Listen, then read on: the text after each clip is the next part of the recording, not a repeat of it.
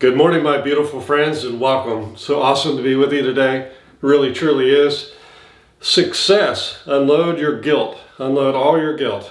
Well, I don't have the magic pill to do that, but we can talk about a few things that'll help maybe put a perspective on guilt that'll free you up a little bit. I know it's been helpful for me. But please subscribe, the little thing, push it, and more than that even, share this with friends that you think it may be helpful for them to hear. Okay, so would you like to get rid of a substantial amount of guilt? I mean, I think we all would. Some of us are so guilty about guilt that we keep the guilt because the guilt makes us feel good about being guilty and it keeps us from having to do anything. So we want to shed as much guilt as possible. Whatever part of it's useful, learn from the guilt and then move on from it. So a couple questions come up pretty quickly when you're talking about guilt. How long should you feel guilty about something? Is it based on how bad the transgression was, how long you should feel guilty, how many people it injured, or whether it just injured yourself? People, I mean, we all are set different ways. Two types of people in this world don't really have guilt. One are little children, and they don't have much. I mean, maybe a little, pretty narcissistic. And then narcissists themselves don't have guilt because everything is about them. So for the rest of us, we have to deal with guilt. Some of us multiple times a day. Other people, are not guilty very often, and those people tend to be leaders because they don't really question what they do, and if something goes wrong, they get off. And I would like to get us all closer to that, learning from the guilt and then moving on. We are learners, we are growers, and that's what we need to be. So why do we hang on to guilt? What is the benefit that our minds don't automatically say, this is bad for us, I'm going to get rid of it, but we tend to hang on to it? Why is it?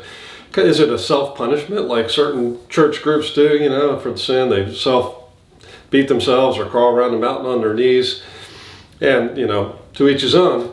But my point is what are you getting out of it? Why? Is it because your parents raised you with a lot of guilt, imposing that on you to try to control you rather than encouraging you to get you to grow? They control you and use guilt. Is it you're afraid of being caught in the future? Whatever it is you're doing, you're speeding or whatever, and you're afraid at some point it's going to come back to haunt you. That one, I can't do anything about that one. But the guilt from parents and things, we can do something about. We have to change our mindset or the way we frame guilt. So to get to it, how do you deal with guilt? What are a couple tricks that you can do to deal with guilt that are actually very, very helpful in changing your mindset? If guilt is the driver of your life, then you're not.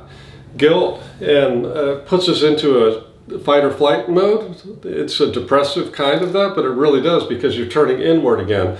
And you don't want to turn inward, you want to turn outward. So one of the things that we say when we're guilty is, I am. Well, I am a lot of things. A lot of good and a lot of bad. Some people like me, some people don't. Some people focus on the bad, some people focus on the good. Some people just don't really care that much. If you're a politician, you always take all the bad of the other person you possibly can and hit them with it like a fiery dart as often and painfully as you can to destroy them. That's not going to heal our world. That's not going to help anybody. We're coming back again to honesty. So instead of saying, I am or you are, say, I am a lot of things. I've done some bad, I've done some good. I'm heading towards the good side, and I think I want to be a participant in the world that raises the world up. So it has to do with honesty that we all make mistakes. We all do wrong things from time to time. We end up naturally almost always paying some sort of price for our mistakes. And that's punishment enough most of the time. The other one that often comes to our mind is, I should have.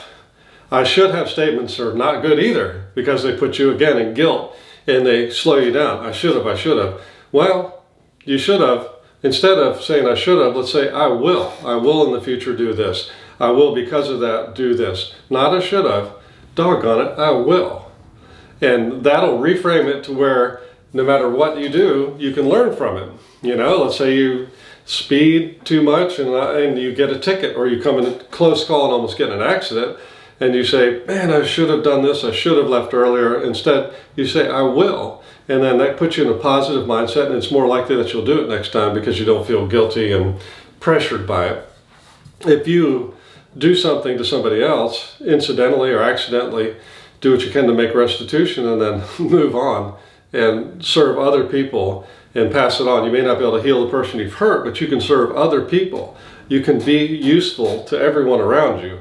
So let's head that direction.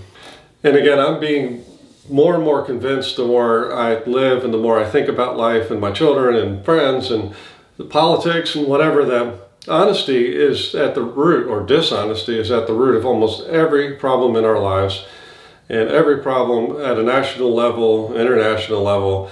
I know it's not all of them, but being honest at least gives you a chance to solve the problem, and believing what the other person is telling you. So the more honest we are with ourselves, the less guilty we are, because if I should have, I'm no good, or you're no good, that's not bringing people together and lifting them up. We always have a lot more compassion on other people than we do on ourselves. Most of us do. We have compassion on little children. As a last example, Johnny Depp was recently in the news, and not for a good reason, right? They had the defamation lawsuit, and he went into court, and I didn't watch a lot of it, but some of the points that I watched was him basically laying out he's a party kind of guy. He works hard, he parties hard, and hey, but the one thing he was saying is, I'm all these things that you may not like, but I don't hit women or my wife. And afterwards, I was actually more comfortable with him than I was before, even though he revealed many sins or many mistakes or many life choices that maybe other people wouldn't agree with, and maybe he might even regret some of them. So even in extreme cases, honesty is still the best way to create unity and to feel better about yourself. Yeah, I'm a lot of things, but I hope I can encourage you today, and I hope you can go out and encourage somebody else. As again, guys, take these little nuggets and share them with other people. Like, subscribe if you will, and I look forward to seeing you in the next video. Have an amazing day, all the love, all the power. We'll see you.